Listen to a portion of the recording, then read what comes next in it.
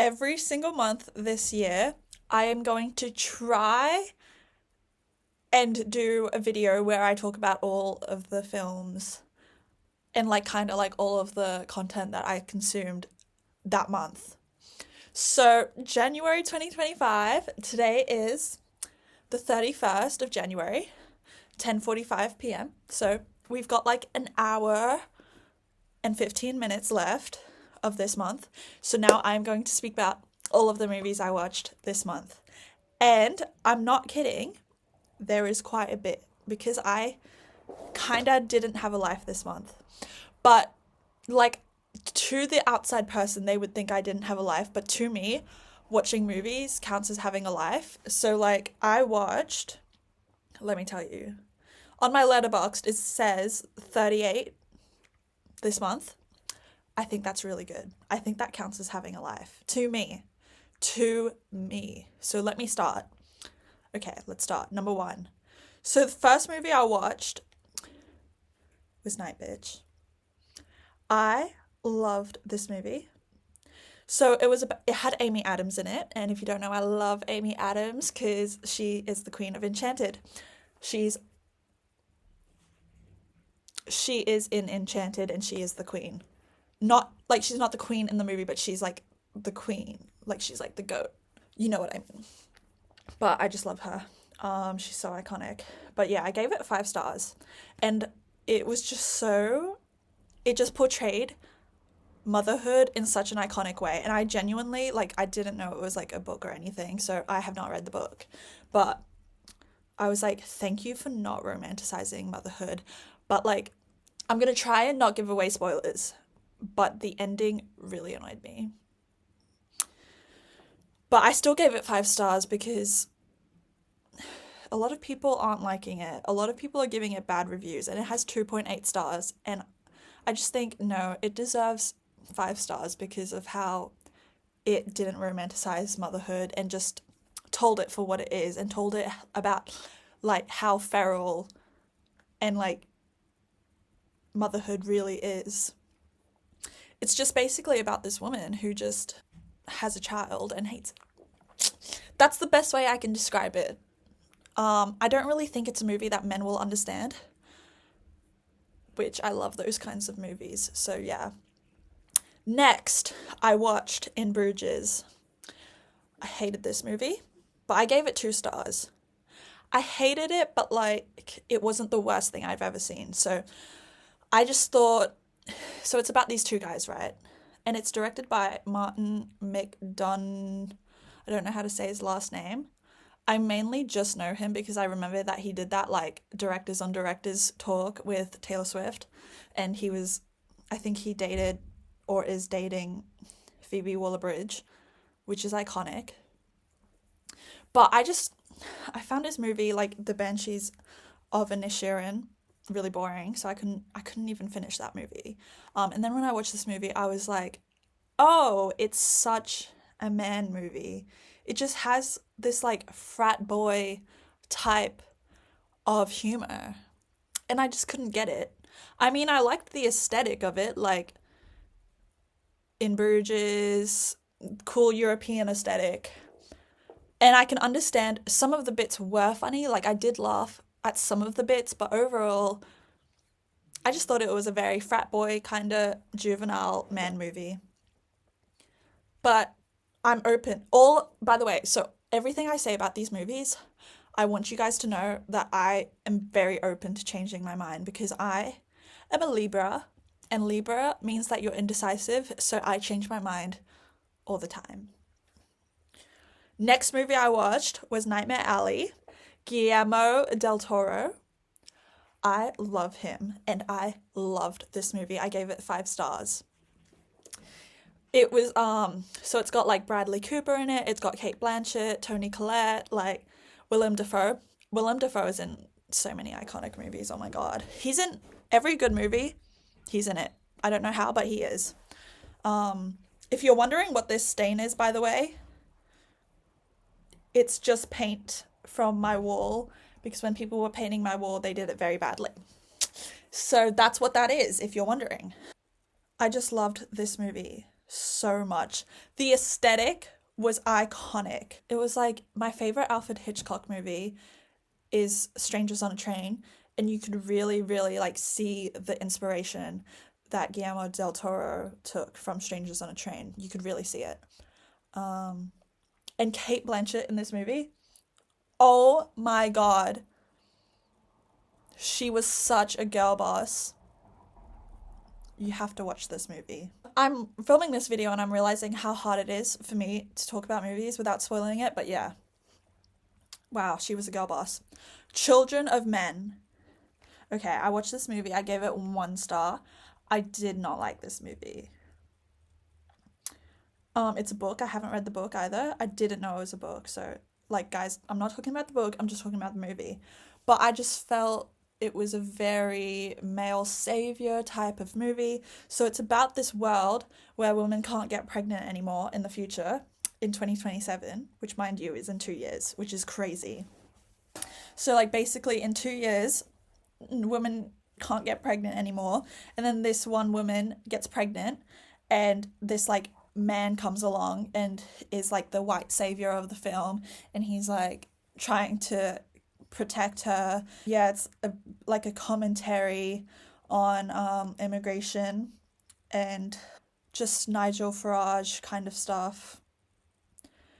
You know what I mean? It was one of those types of movies, and I was just annoyed watching it. I was like, why is the man the hero of the film? He's not the hero. I think the book is supposed to be like about how women shouldn't be used as an incubator to make babies, but the movie just like reduced this girl to an incubator to make babies, and I was like, and they were so desperate to keep the human race going, even though the whole world is awful and everyone's xenophobic and everyone's fighting at war, which is what's happening in real life. But I don't think the movie did a good job at like getting that message across.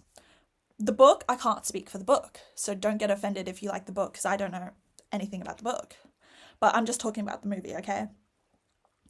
Okay, next movie I watched, The Descent. I watched this movie because I was trying to like get into like British horror movies. But in this film, it has like 6 girls. Oh yeah, 6 girls in it, and all of them have different accents. So I don't know if it's British or not. I gave it 3 stars. I thought it was alright. It didn't blow my mind, but it was a fun movie to watch. But it was also infuriating because these girls just annoyed me so much. And it was one of those movies where they get stuck and they can't get out. So they go climbing down the cave, and it turns out their friend lied to them and they get stuck down there, and then there's like these crazy monsters down there and they're screaming and they all die, and then there's a final girl. It was just a horror movie. I mean, we've seen horror movies, right? There's nothing else to really say about it. But yeah, it was a 3-star movie, I say. Next, I've watched It Follows. I'm pretty sure I watched this movie like years ago when I was younger, but I couldn't remember it, so I just watched it again. And it was okay. It was okay. Also, it's crazy because Micah Monroe, she looked so different back then. I mean, what I really got from it overall was just don't date men because it's useless and they will use you. That's literally like the moral of the story that I got from this. And I hate when movies are about teenagers and it's just really sexual, because why do you have to make your characters so young and so sexual? Why do you do that? So many horror movies do that as well, and it's a bit weird. You could have made them at least like, you could have made them adults. Like, to get this story across about men, you could have still made them adults. And of course, it's directed by a man. It definitely had like a big directed by a man energy. So yeah, that's what I got to say about that. Next thing I watched, Ordeal by Innocence, the BBC one. I loved this. I gave it 5 stars. I loved it. All of the like BBC Agatha Christie remakes are so incredible. I love them all so much. How do I say this without spoiling it once again? Um, it's got Bill Nye in it, really. But oh my god, and the plot twist ending. I made a TikTok where I was like, I don't believe in the glorification of murder, but I do believe in the empowerment of women, where Lady Gaga says that, and that is such a good way to encapsulate this series. That's all I can say about that. You have to watch it for the plot twist at the end. But yeah, you can just watch it on BBC iPlayer, even if you don't have a TV license. Okay, and next I watched The Witness for the Prosecution. It's got Kim Cattrall in it. I thought she was going to be one of the main characters. She's the main character, but she's not really in it for all of it. I gave it a 4 out of 5 because I thought the story was so good. But that's just because it's Agatha Christie. Like, of course it's going to be good. But I couldn't give it 5 stars because it was very low budget. And I feel like low budget can be good, but to a certain extent, unfortunately. Well, I don't know. I have watched some like banger forced low budget stuff, but this, it just had like that cheap camera look, and I just was like, no. It just had that vibe of these actors aren't getting paid enough kind of vibe. I don't know if that's true or not. It might not be true, but yeah. Overall, I definitely loved it. I feel like the women in it are written so complex, where they're not just a villain or they're not just a hero or a victim. They're actually written properly. So thank you, Agatha Christie. Next, I watched Possessor by Brandon Cronenberg. I hated this. I hate you, Brandon Cronenberg. If you ever want to work with me, like, hit me up. But I've watched 2 of his movies now, and I've hated them both. I watched Infinity Pool and I watched Possessor. And so if you don't know, he's a Nepo baby. And I just feel like he is tainting his father's legacy. How dare you? He could be doing so much better. And instead, he's like making this weird, like, male-centric, sexual, disgusting. I just don't understand why anybody would even give this man the budget to make movies like this, because I just find them so disrespectful. Basically, it's this film, right, where she uses like brain implant technology to go into other people's bodies and kill people, like assassinate people while she's in the other person's body, if that makes sense. And it's not good. It's just not a good movie. Girl, I'm about to get really passionate about how much I hate Cronenberg, so just stop me now. Let's move on.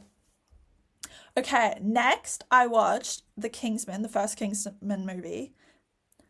And this is my first time watching it. I've never even heard about it before.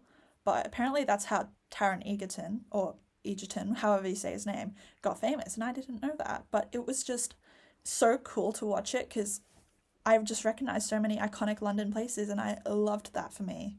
I love watching movies and I'm like, I live near there.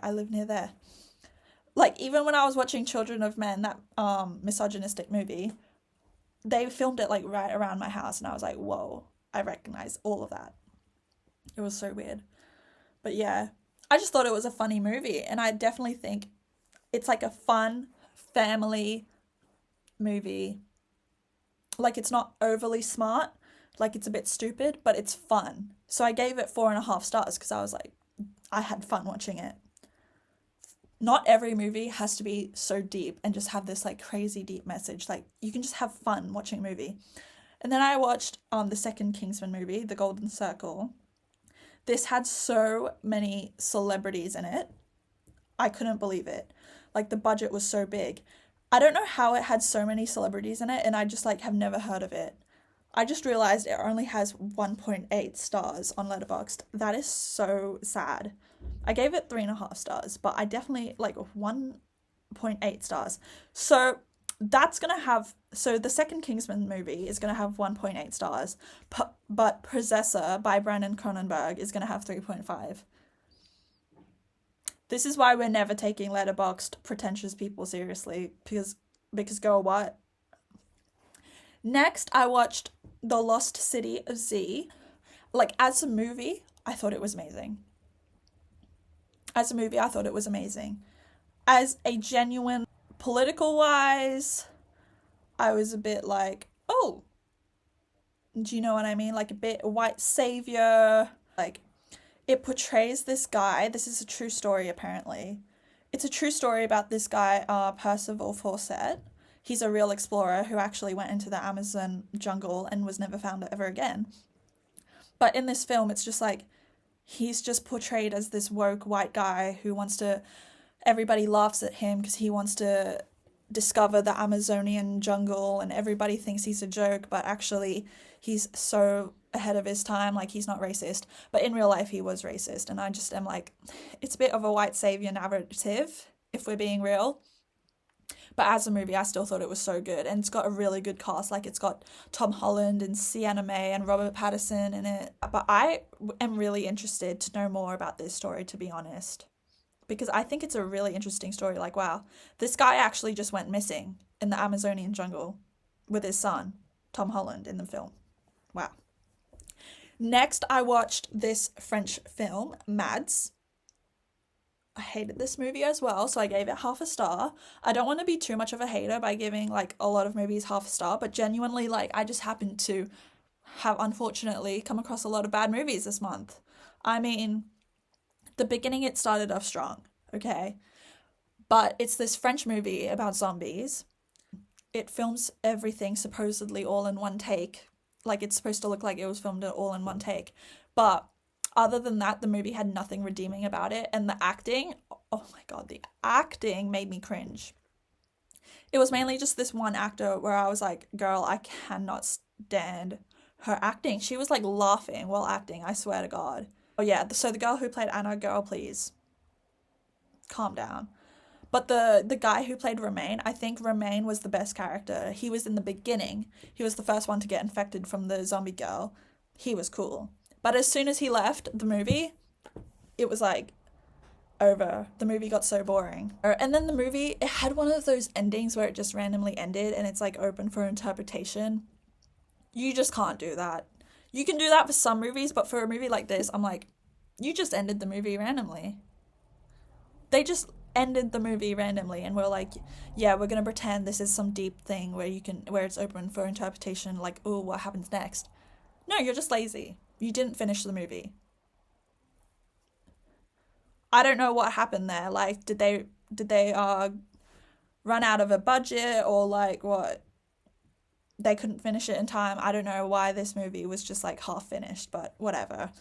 It was a bad movie. You can't just like make a movie and then say the concept for it is it's all like a one take shot and then just say that's it. Like, that's not enough to make a good movie. You need to actually like have good storytelling. Thank you. But still, no hate to the people who worked on this film. If you want to work with me, hit me up. Okay, next I watched Cube, 1997 Cube. That's a Canadian film. I hated this movie as well, but I still watched the whole thing. I don't know how I watched the whole thing because I genuinely thought this was going to be a good movie because I saw people on Reddit saying that it was going to be like a smart movie. Girl, it wasn't smart. It had this weird story as well where like this annoying autistic guy was in it and they were like, oh, he's a mathematical genius, like he's gonna save us all kind of narrative. And I'm like, I just had to roll my eyes at this. I just had to roll my eyes. And the only person of color in this film is written in a questionable way to write a person of color. Okay, I'm not trying to be that friend that's too woke. But this movie came out in 1997, but if it came out today, it'd be a different story. It was supposed to be like this smart mathematical movie, but it wasn't. It was annoying. It wasn't, I'm like, I'm not even good at math, but I could see right through this movie. It was just, I just found it really, really ableist as well. Okay?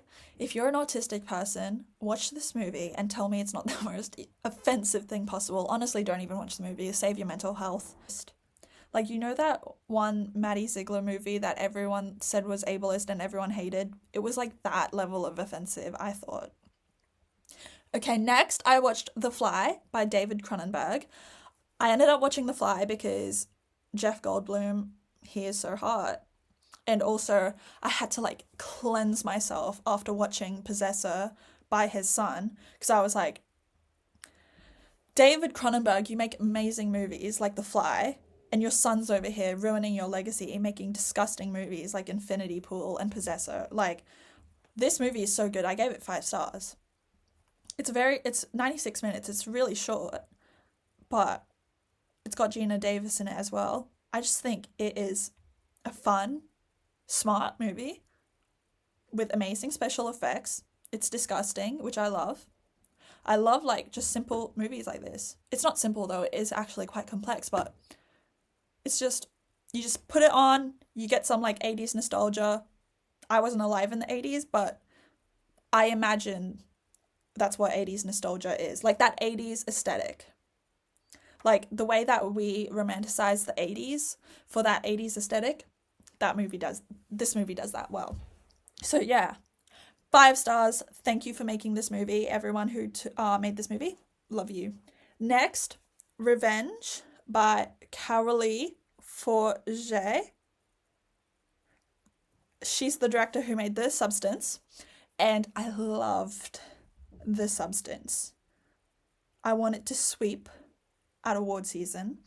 So like Academy Awards coming up, girl, I want to see it winning at least a couple of awards, even though it's a horror movie and the Academy doesn't recognize horror films. I gave it 4 stars because I thought it was a really good movie, but it was a bit like fantastical. And the ASMR in The Substance was so good, and the ASMR in this film, Revenge, was so good as well. Yeah, it's basically like woman gets essayed by a man. Sorry about all the dust flying in the air. Can you see that? Sorry. I have a dusty room. But this girl gets like by a man, and usually, because there's a lot of movies where that happens to women and then it's like her powerful story, like her powerful backstory. But this movie just like twisted that narrative on its head. So I get uncomfortable using these words, okay? But like his looks kept getting compared to a lizard, and his mannerisms kept getting compared to a lizard, and I was so offended for the lizards of the world and for the lizard community, because how dare you compare that man to lizards. Next, I watched Knock at the Cabin by M. Night Shyamalan. I love this director. He's a bit cheesy. He's a bit basic. Everybody hated Trap last year, but I love Trap. I don't care how cringe his movies are. I love them.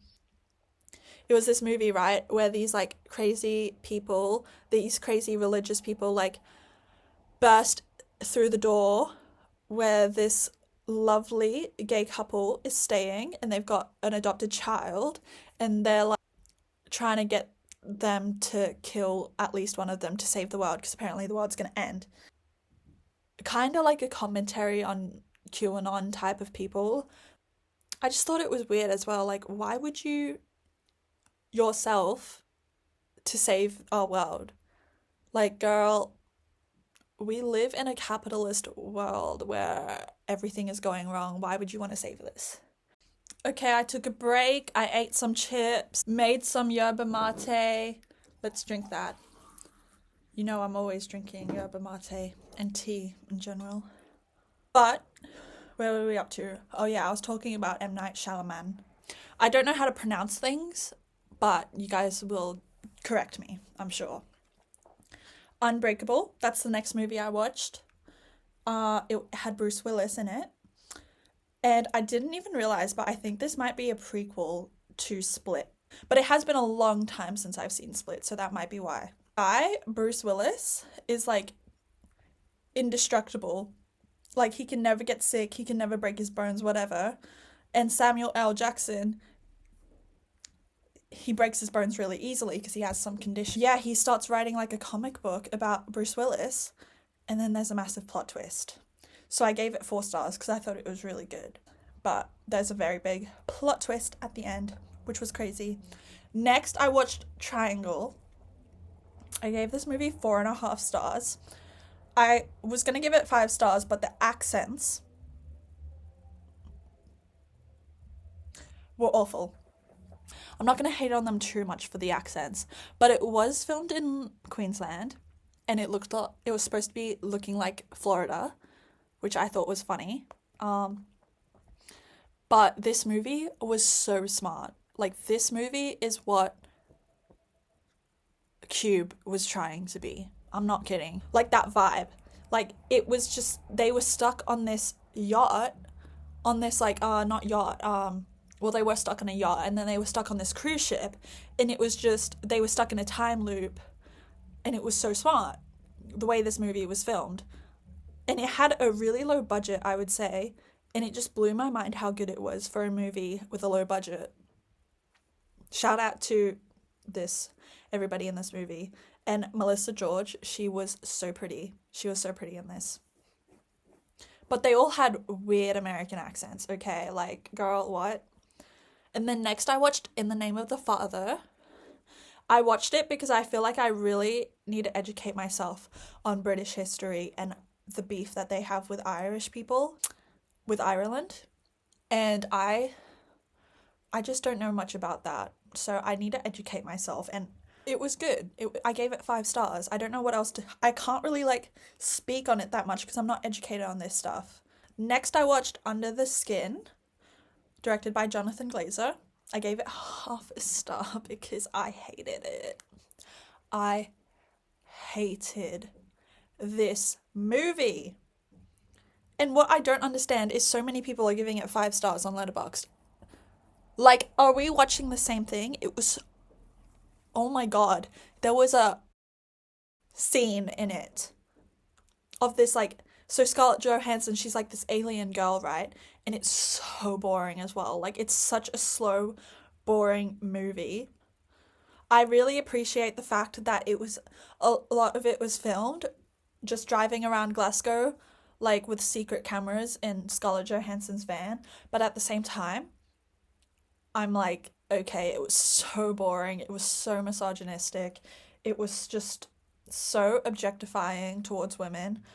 It was just such a male gaze kind of movie. And what was that? That was Jonathan Glazer coming for me. It was just annoying because she's like a sexy alien, but she's sexual, and she's still hot. It was just so boring and pretentious, and I couldn't stand it. Is there a deeper meaning to this? Probably not. I think it might be based on a book. So hopefully, once again, it's just like, why are you a man directing a story like this? Why did Scarlett Johansson agree to this as well? Next, I watched Hundreds of Beavers, which I also gave half a star because it was so boring.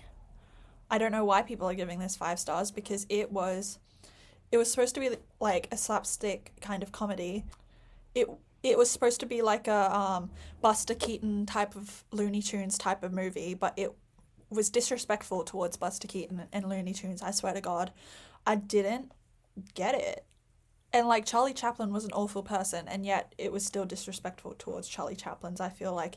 And it was trying so hard to be funny. That's the vibe I got from it. No offense if you worked on this movie.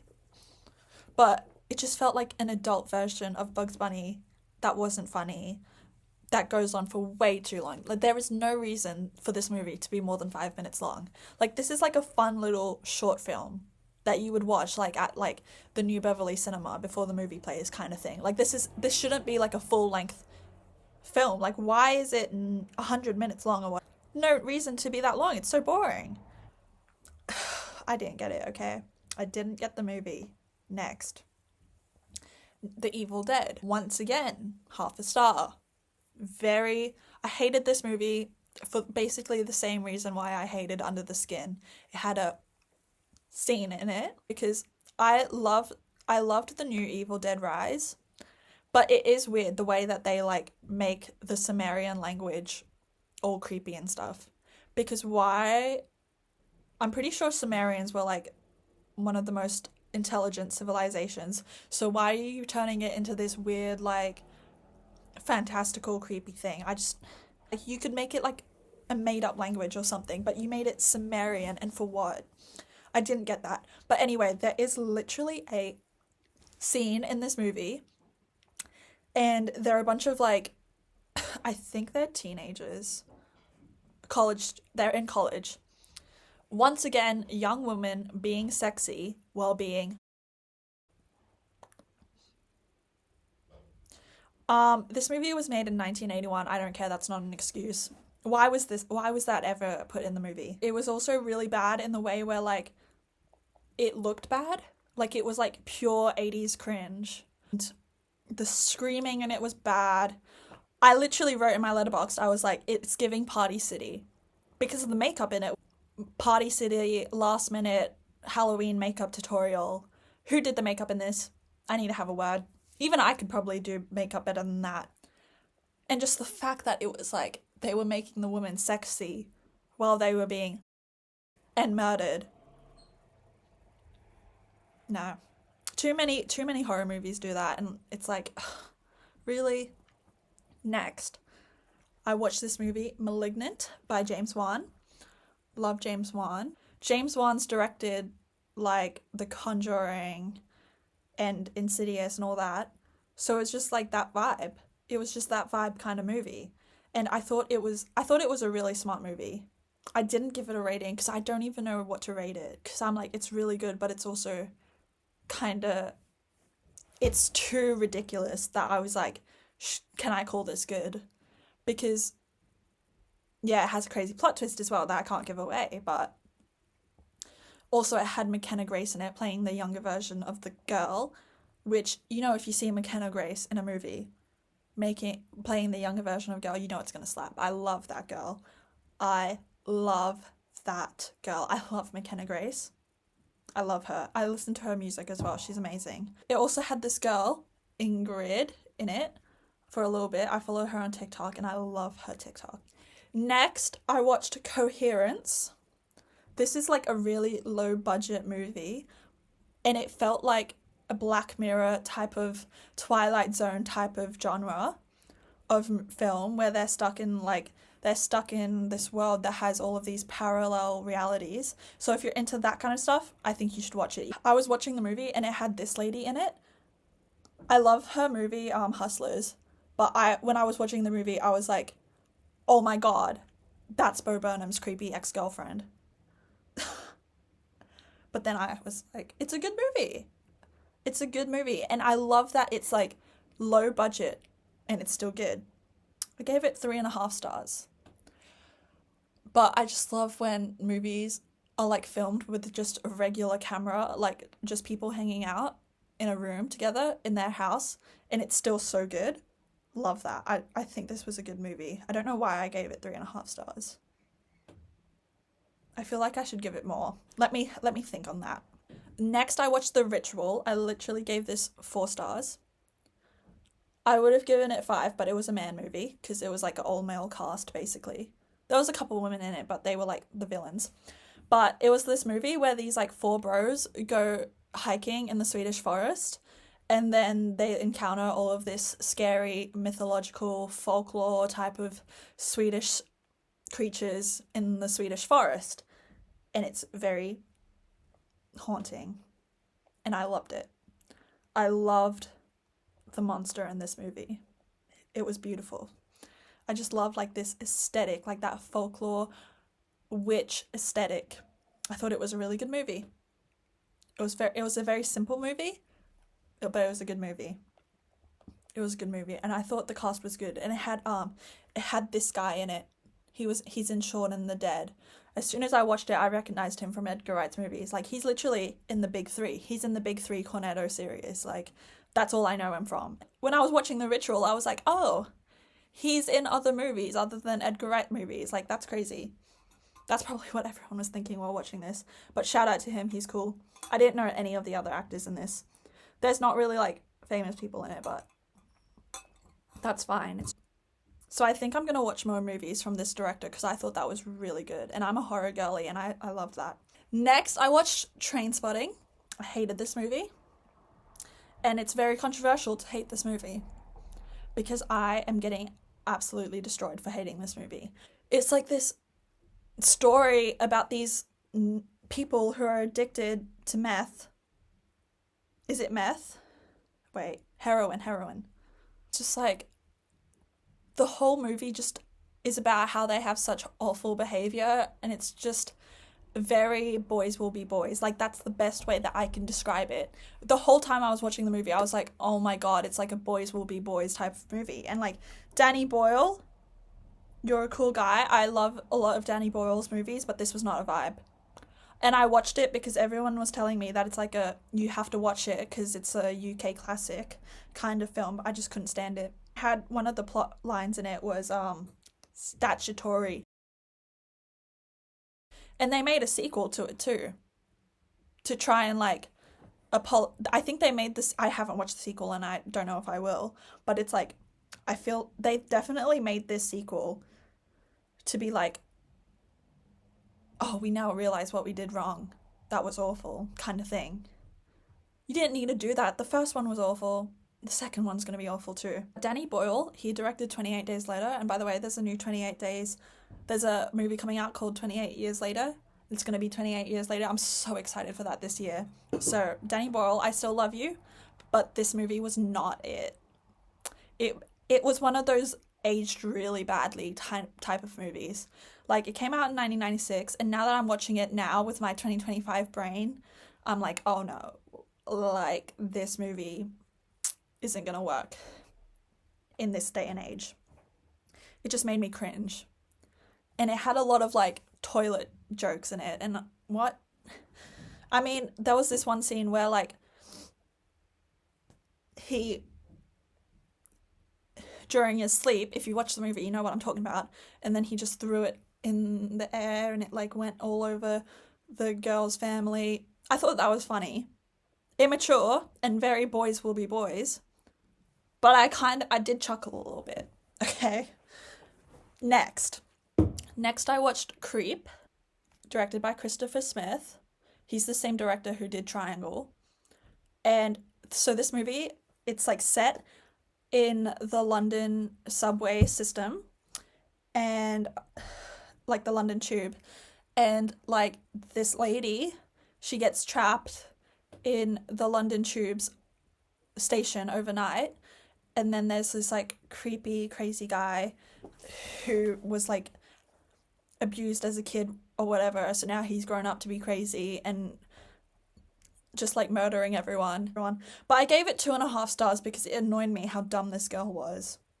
Like, at some point I'm like, okay, now this is just lazy story writing, because when you write a horror movie and the character is just an idiot, nah, I'm not gonna let that slide. You're just lazy at writing. That's not good enough. This lady made the dumbest decisions. Like, you know when you watch a horror movie and they're just so stupid? This was definitely probably like one of the worst ones I've seen, where the lady just keeps making stupid decisions. Yeah, I wrote, it's easy to write a story like this when your female lead is written as an idiot.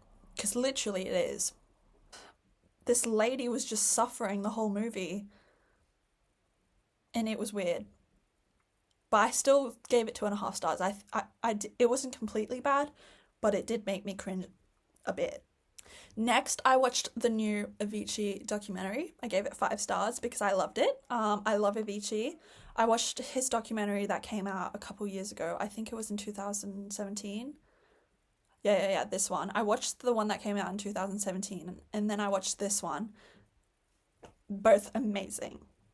And it's like, when Avicii was around, I didn't even really appreciate his music.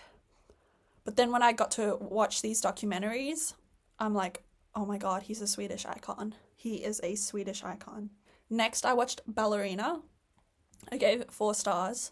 So it's about this girl who's like a hit woman, and then her friend gets SA'd, and she herself, and then this girl like goes out and gets revenge on the guy who like, did that to her. It just made me sigh.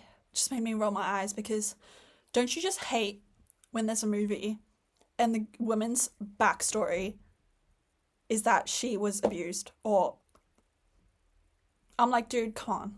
Like, as soon as I saw that, I was like, okay, this is directed by a man. And surprise, it's directed by a man. But I still gave it 4 stars because it gave me Quentin Tarantino vibes. And I wrote in my review, I was like, it's annoying in the same way that Kill Bill is annoyingly good. Because I love Kill Bill. I love that movie. Just like in Kill Bill, the big backstory is that she was not Uma Thurman's character in Kill Bill, but like the Oren, is that her name? It's like, oh my god, like why is that the backstory? Why can't she just be a badass because she's a badass? Do you know what I mean? Like, why can't she just go out and be a hitman for the sake of being a hitman? I mean, I get it, but like it just makes me roll my eyes because it was very directed by a man energy. Next, I watched High Life, another movie that I gave half a star because it had a lot of scenes in it. Unfortunately, I've come across a lot of movies that have that in it recently. It's directed by Claire Dennis, and she just caters to the male gaze the whole movie. A bunch of prisoners, incarcerated people, they go to space to try and like go to a black hole, and then they end up and killing each other, and they aren't allowed to have, so they just end up and killing each other. For what? What was the point of that? And the scenes are just so weird because it's like borderline pornography, but violent. And Mia Goth, I love you. Robert Pattinson, I love you. But why? What was the point of this movie? I hated it. I hated the movie. Next, I watched Green Room. It's got Callum Turner in it, and he is Dua Lipa's hot boyfriend. But I knew him before he was Dua Lipa's hot boyfriend, but now he is known as Dua Lipa's hot boyfriend. And it was where this like punk rock group witnesses like a dead body, and then these like people trap them in the venue and they can't leave, and they just have to like fight their way out, and like half of them end up dying, and that's basically it. That's the movie. I didn't feel like there was anything special about it. I didn't think it like blew my mind or anything. I was just like, oh, okay, like it's a horror movie, it's cool. Next, I watched What Happened to Monday. I loved this movie. I gave it 4.5 stars. It's got Willem Dafoe in it. I was reading the other reviews and they were like, oh, like Netflix cringe, like it's another one of Netflix's cringe movies. But this actor, I don't know how to say her name, Numi, she's Swedish. She was iconic in this. So it's about this world where it's like an overpopulation problem, which is very unrealistic considering the birth rates are going down and nobody wants to have kids because there's no incentive to have kids anymore. There never was. So it's this world where like you can only have one kid, and then this lady has like 6 children, and then she dies during childbirth, and then Willem Dafoe takes care of the 6 children, and then each one of the 6 kids. Why am I saying 6? I meant 7. 7 kids, because there's 7 days in a week. So like every one of the 7 children has a different name for the different day of the week, like Monday, Tuesday, Wednesday, Thursday, Friday. And then the girl who is Monday goes missing, and then the girl who plays Tuesday goes out and tries to look for her, and then she goes missing, and then it's like, oh, what happened to them? And then they go out and they, like, all of the sisters, they're all played by the same one woman, and that's why it's amazing. One thing that I didn't like about the movie, though, is that they all are isolated together in the same house. They all have the same genetics. They're all identical siblings, but they're still wearing makeup at home, which I didn't get. Why are you wearing makeup at home? I know it's a Hollywood movie and like Hollywood is weird, but I was like, why are they wearing makeup at home in front of each other? Internalized male gaze, even when you're at home in front of your siblings. Next, I watched Moonstruck because I'm currently reading a book about Cher. I'm reading her like biography about her childhood. It's like the Cher biography, like part one. Yeah, she plays an Italian American, but she's not Italian, which is so funny. But it's got Nicolas Cage in it. I can't stand Nicolas Cage, so he ruined it. But Cher, she was so good. She won an Oscar for it. Yeah, it was kind of just this movie where Cher's like marrying this guy, and then she ends up falling for Nicolas Cage instead, and then it's just like their dynamic. It just tells the story about them and their affair. And I'm like, that's the movie. 3.5 stars. That's all there is to say. Love Cher though. She's cool. She is cool. Next, I watched Marrowbone. It's got Mia Goth and it's got such an iconic cast. Again, it's got George Mackay. It's got Anya Taylor-Joy, Charlie Heaton, Mia Goth, like all these icons.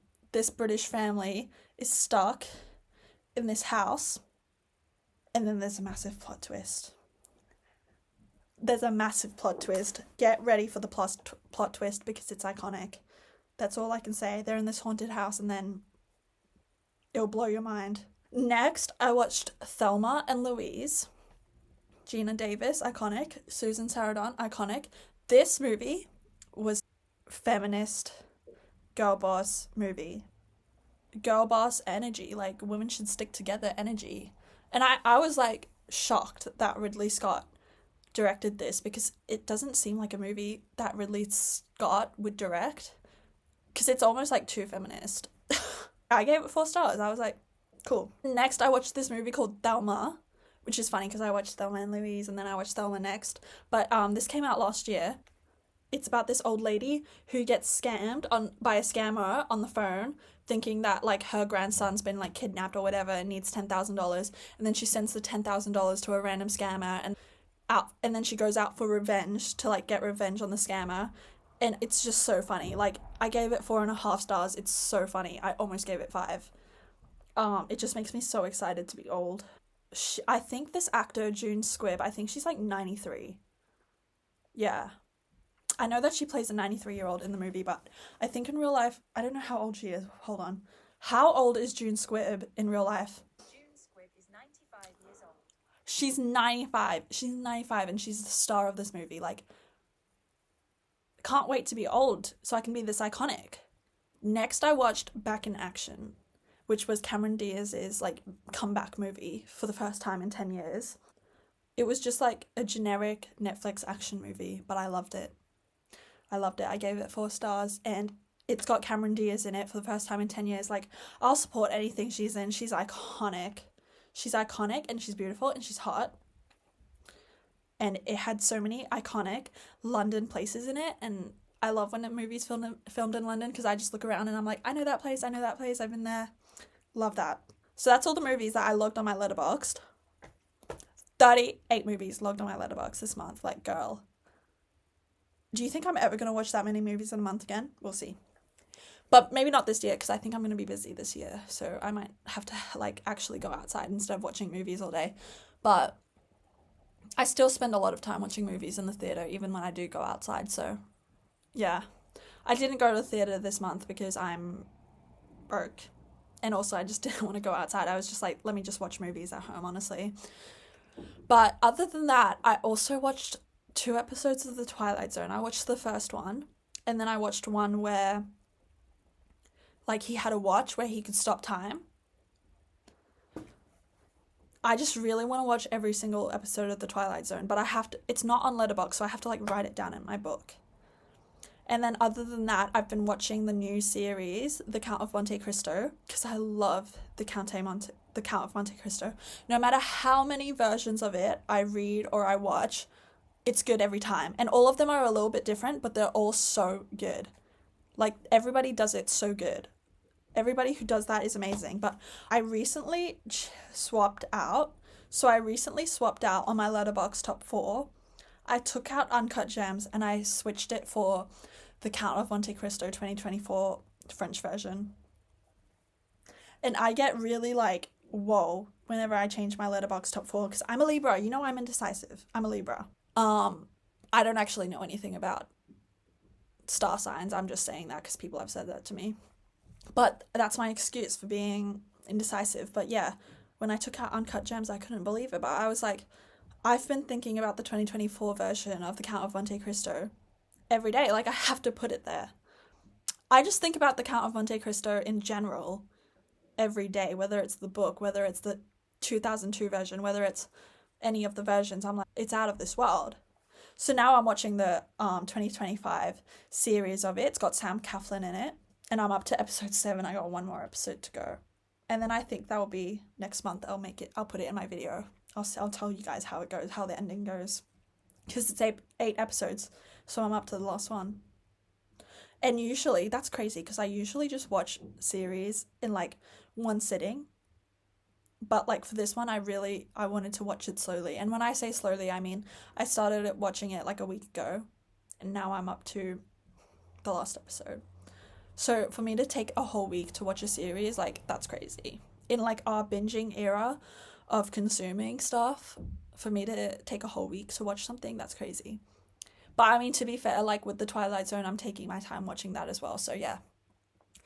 But I think that's everything I watched. I'm really sad that I can't log the Twilight Zone on Letterboxd or log the Count of Monte Cristo series on there. Because it's weird, because it's like you can log every single Black Mirror episode. If we can log every single Black Mirror episode on Letterboxd, we should be able to log every single Twilight Zone episode on Letterboxd. But yeah, that is all of the movies I watched in January 2025. That was so long. I wonder if it'll be this long next month. Probably not. But we'll see. We'll see what movies I watch next month. I've been trying to watch Nosferatu since it came out. And every time me and my friend try and make plans to watch it, it never happens. So I think I'm just going to have to go to the theatre and watch it myself, honestly. But, so I think that'll be on my February one. What else? So many movies I want to watch. Where do I even begin? But anyway, thank you for watching this video, if you made it this far.